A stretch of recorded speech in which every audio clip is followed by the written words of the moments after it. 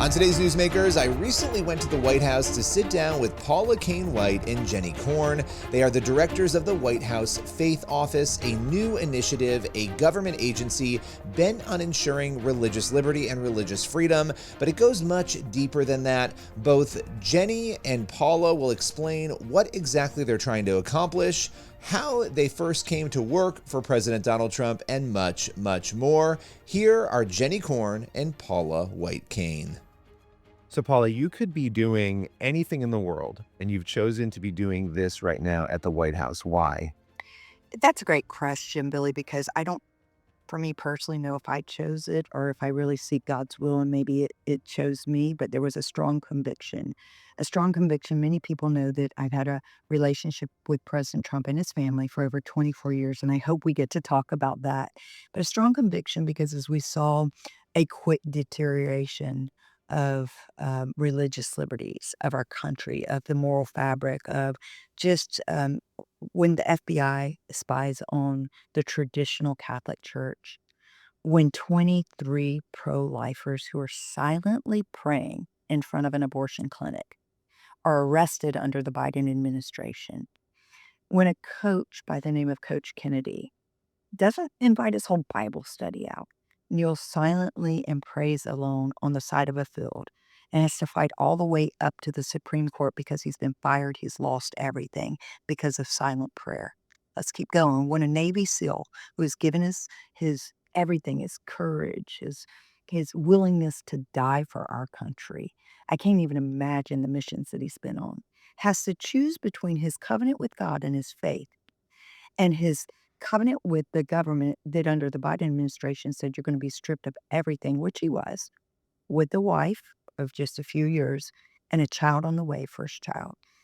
He was stripped of absolutely everything. And when that happens, because he had to get a forced vaccination that violated his religious belief, we're in trouble.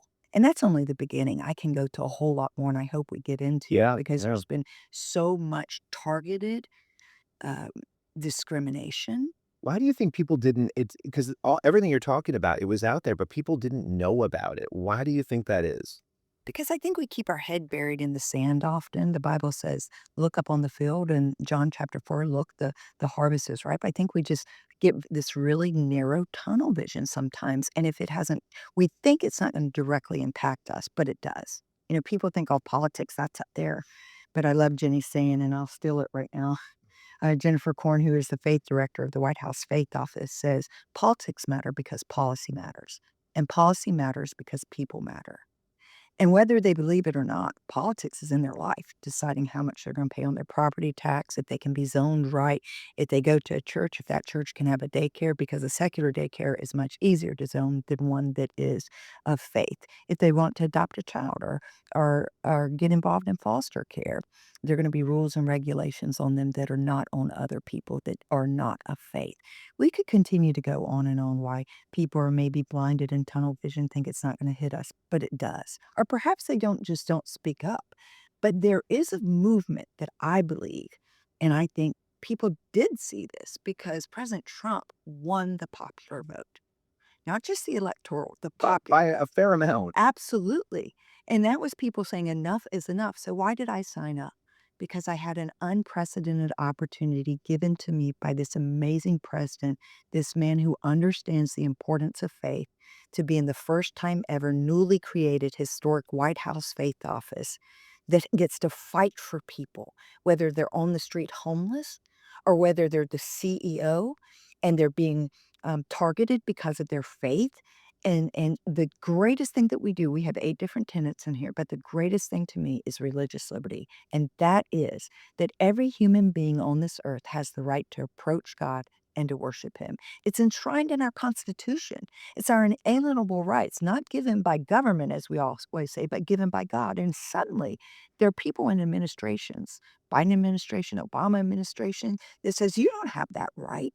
There are mayors in Houston that started years ago subpoenaing your sermon. Sermons, that was a big case. It's Yeah. huge. I mean, I can go on and on. This didn't start, but President Trump realized it and was willing to walk away from everything. Everything. This didn't start for President Trump in 2016.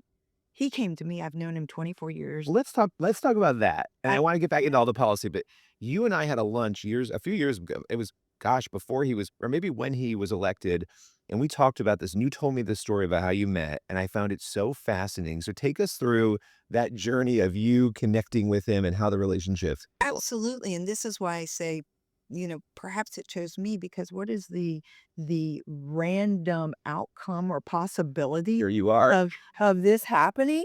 And everyone says you're not qualified. Not everyone, because I am very skilled. I've been in ministry for 40 years. And you're passionate about this. You feel called into it. I mean, as you just stated, it was very clear how passionate you. Well, I'm extremely passionate about this. And that is, if you look over the life of my ministry, and we'll get to President Trump, whether I'm living in LA for 2 years in Nickerson Gardens, Waverly, and Watts, because after the Rodney King beatings, I'm going in, I'm fighting, I'm negotiating between the Bloods and the Crips. I mean, whether you look at Tampa and there's no longer several Section 8 housing because we elevated the lowest 17% out of poverty.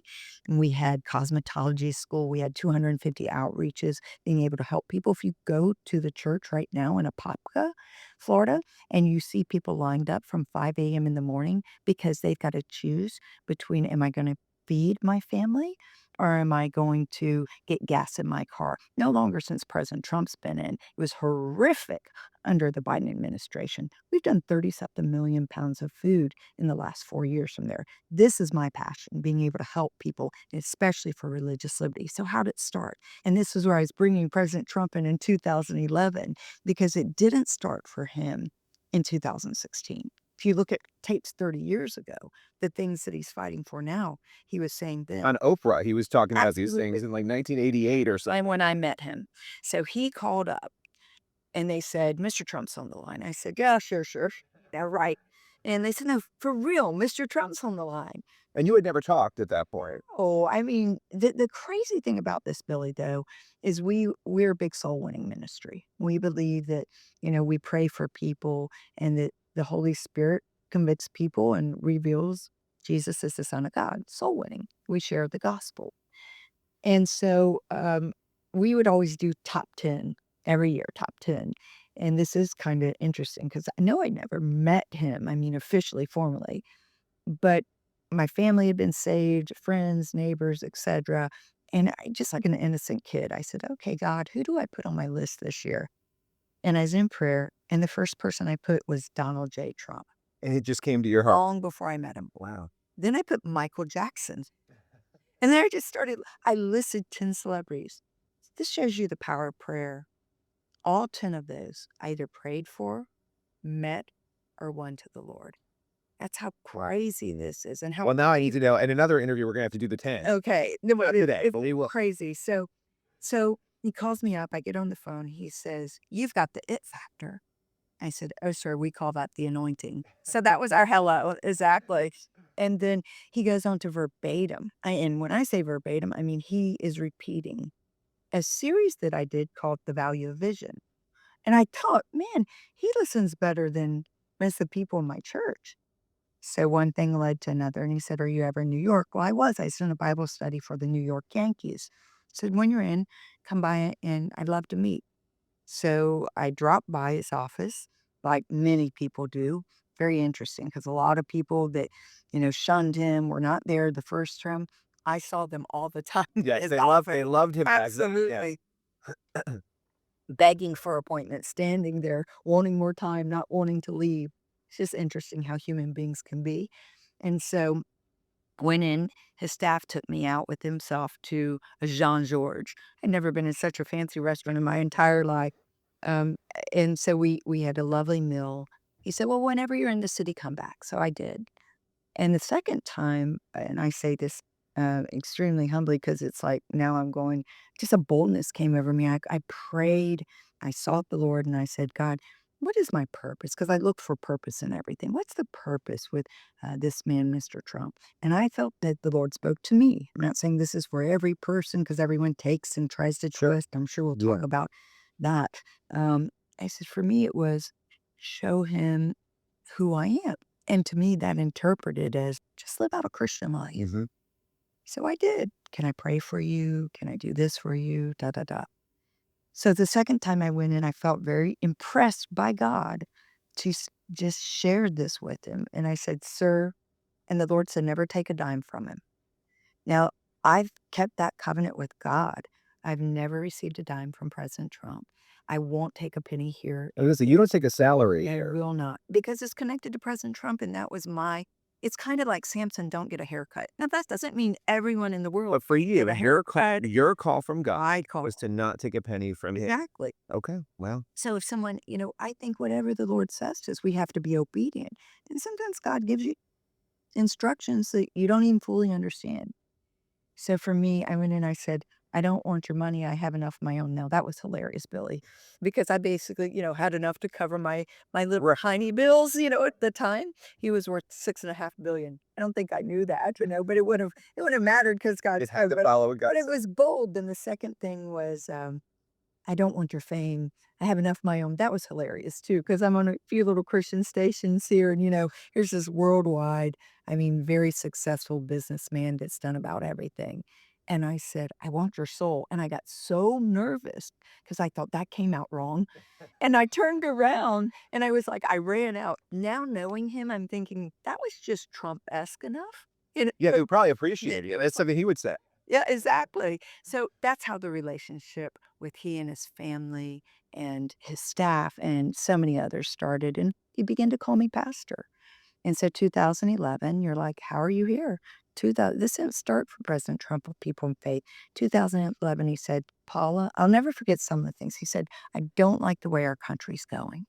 And he said, I'm thinking about running for president. What do you think? I What told year was that when he first? 2011. Okay. And he said, I said, I told him what I thought. And he turns around and goes, "What is God saying?" Now he knew me well enough by then.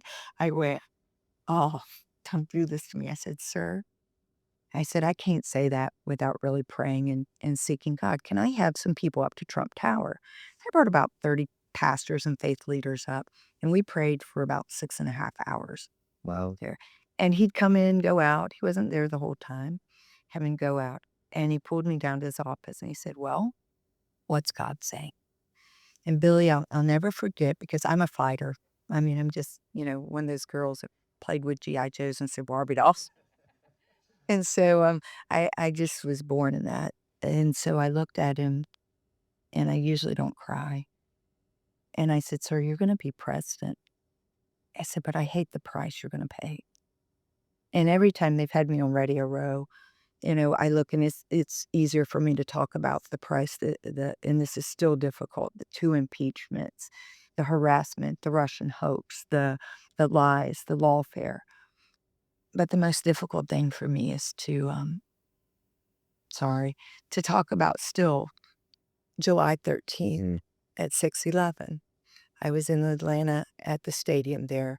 Ralph and Joanne Reed were coming to meet me. My husband, John, who plays with Journey, was performing that night with Journey and, Def Leppard, and we were on a summer tour, and, Joanne texted me as I was going to get him and said they shot the president, and so I was confused. I was like, because I thought, "Biden?" I was like and she went and when she wrote Trump, I froze, and I just ran into the room, which was John's dressing room, started saying, "Get the TV on, get the TV on," and I fell on my face.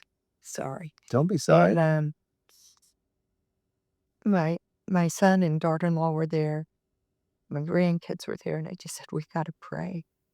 And, of course, no one knew what was happening, if he was dead, if he was alive, and because it was so fast.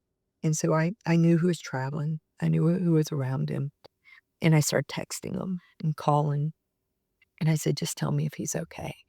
Then, of course, we saw him get up, and, you know he knows that day, and he says it over and over because we look at all the things like, what are the chances?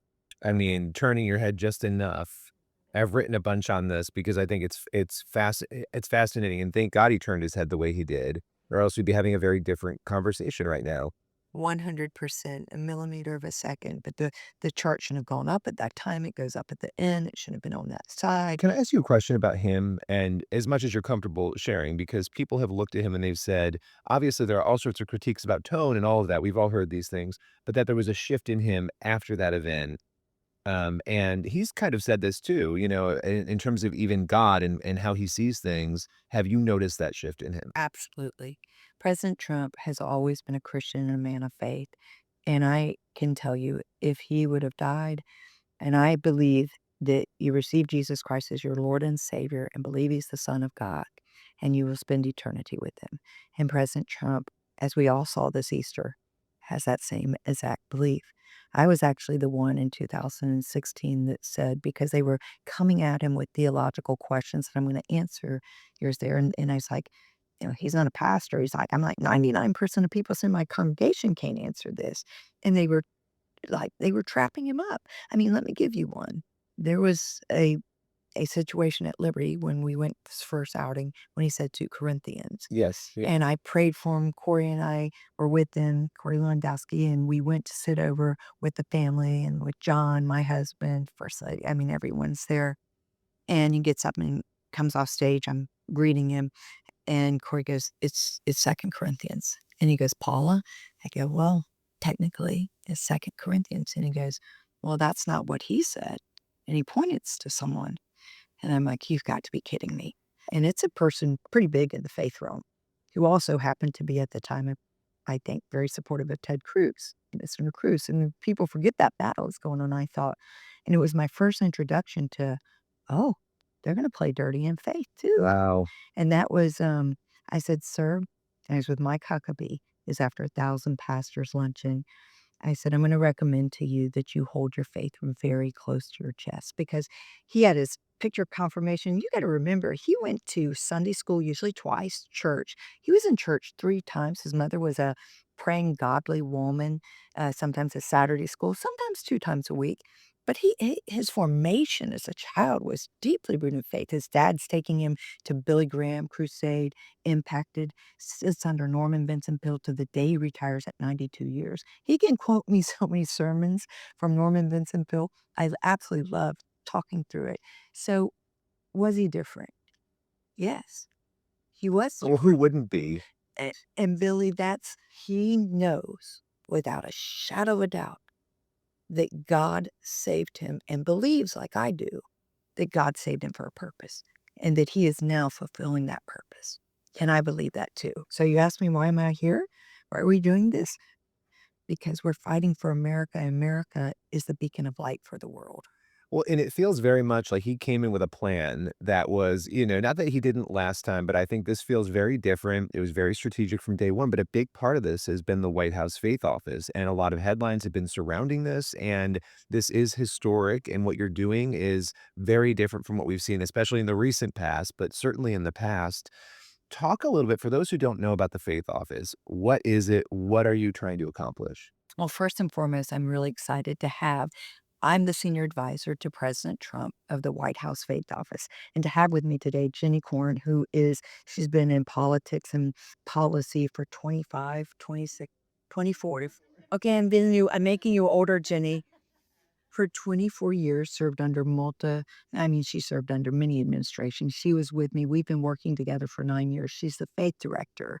So you say, what is this? Now we have 6 in the EOP, which is a policy director, a Christian engagement, a Jewish engagement, a grant center coordinator that helps people find those micro and mini grants.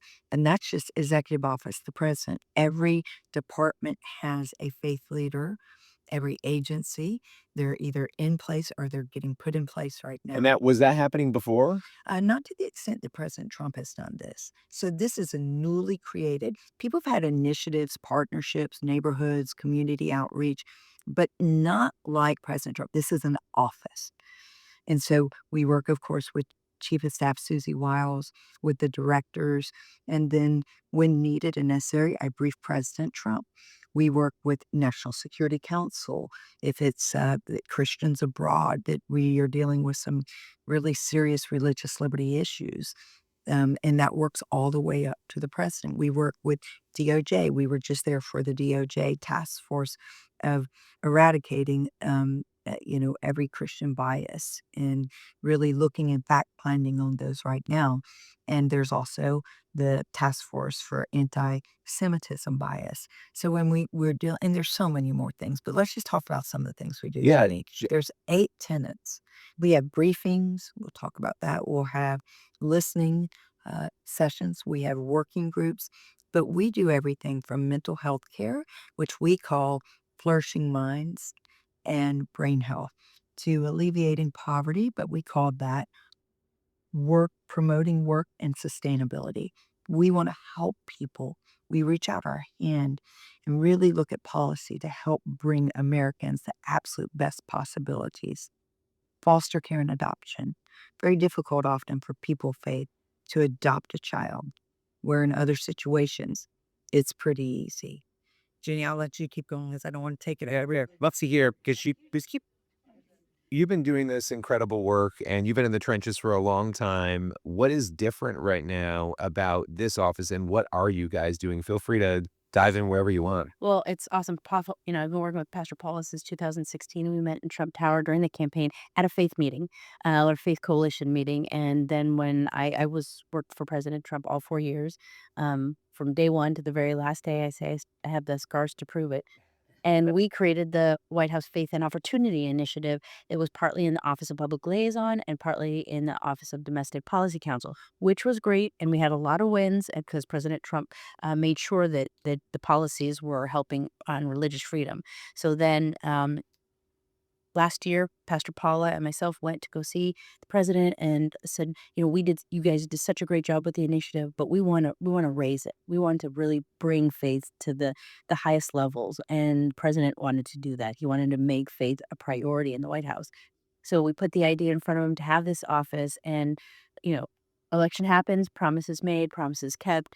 Now we have this office. And a lot of people ask, like, what does the White House Faith Office actually do? They think that maybe she's the pastor of the White House or I sit her Prince of Prayer. No, it's just So we are not the church of the White House. She was not the pastor of the White House. We are not creating theology.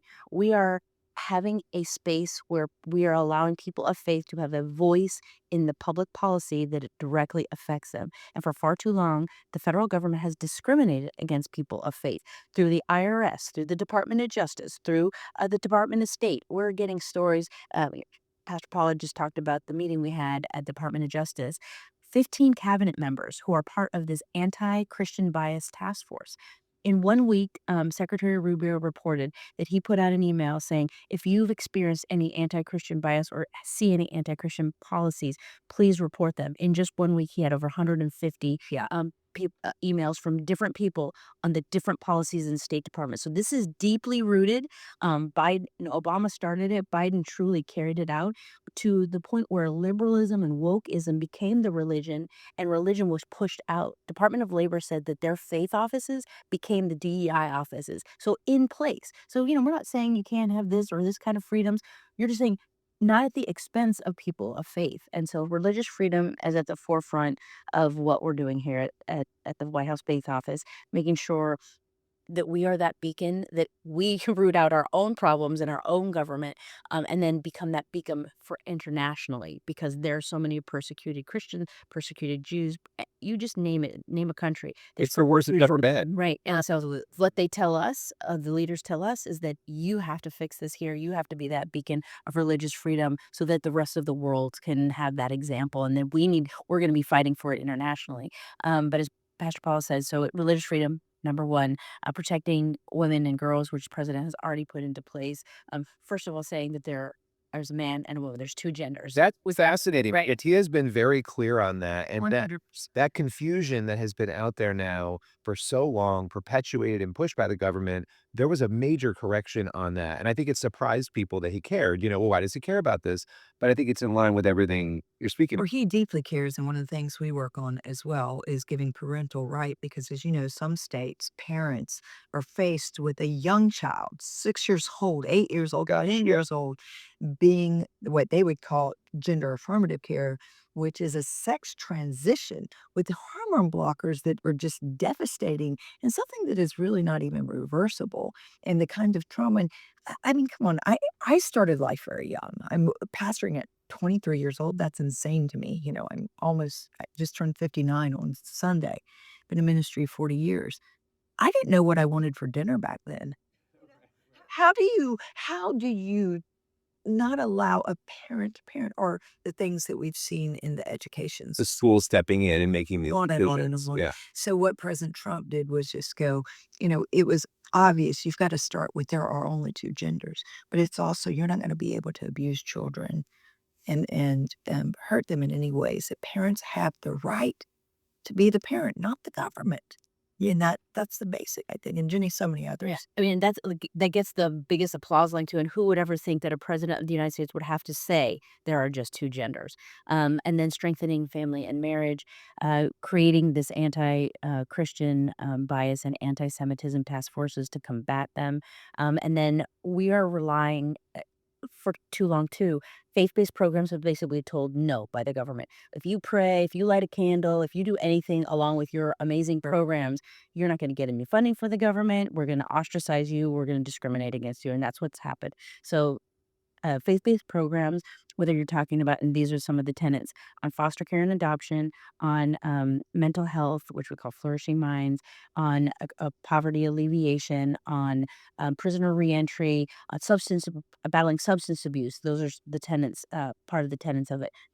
That faith-based programs are 80% plus success rates. Why wouldn't we, partner the federal government partner with 80% success rates, Yeah. where the secular programs are 30% or less success rates? So we are gonna allow that back in. We're gonna partner with faith-based programs. You don't have to go to a program that's faith-based if you don't want to, but we're gonna allow that to happen so that we can actually solve the problems of Americans. It's not about this nebulous faith program and this nebulous money that's coming from the government. It's about that American that's battling whatever they're battling, and that being able to be helped by us in a real way. And so, yeah, you just can't we can separate faith people of faith as Americans. They're Americans and they have every right to have a voice in this government as every other American. Well, and So the data shows, I mean, and this is not me making it up. Every mental health data shows that you're happier, you perform better, you do better in life when you read the Bible, when you go to church. I mean, this is Science. it's science. It's And the remarkable. universities are coming out with it from Columbia to even Harvard. That so pushing. So it's quite interesting. We are running out of time here, but I one last question for you. And it's a big question, actually. Look, you're in this role. You face critique over the years. You faced critique, all sorts of different things. I don't even have to name them. How do you deal with that? What is that like for you to see headlines around things you've said? And we all make mistakes. I'm sure there are times you said, "Oh, I could have said that better." But what is it like to deal with that? Yeah, criticism is part of the price you pay to do anything great. And I always say hate is very educational. If you find out what people or hate about you, you also find out what makes you so valuable. And the reality, Billy, this isn't about me. This is about this office. This is about the good works. If I walked away today and said goodbye, so would the critics. This has nothing, very little to do about me. So how do I handle it? It's just another day in the office. Like I'm like, okay, because it just doesn't, I mean, literally, and I'm saying this respectfully, it is so hard to find a really fair and balanced journalist. Oh, absolutely. And, most things that are said are, an easy defamation, slanderous, liable case. Easy. And I've been there before. I've done it before. I keep Lively and Singer on standby there. That's the best. But however, do I want to spend my energy fighting something that's not even true? Now, if it's going to have material impact, which it never does. I mean, it's like it never does. Somebody wants to label me.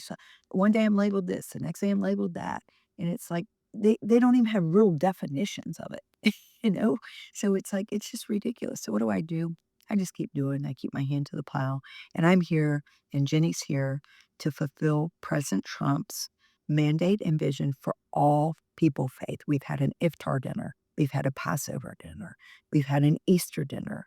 We've had every person you can imagine in, from Muslim to Jewish to Christian to Catholic. We can get into all the different Protestant type of denominations, Orthodox. My goodness, everyone. So every major religion has been in the White House. Over 1,000 faith leaders come through so far. Think about that. We're just not even 100 days in yet. And so this is the difference at this office that President Trump mandated. And Jenny and I have the honor of leading with masses of others that work under this office to help all people of faith. Well, I appreciate you both taking the time today. I would love to say something about Paula Please. because she's a strong woman. How does she deal with it? One, she's a very strong woman.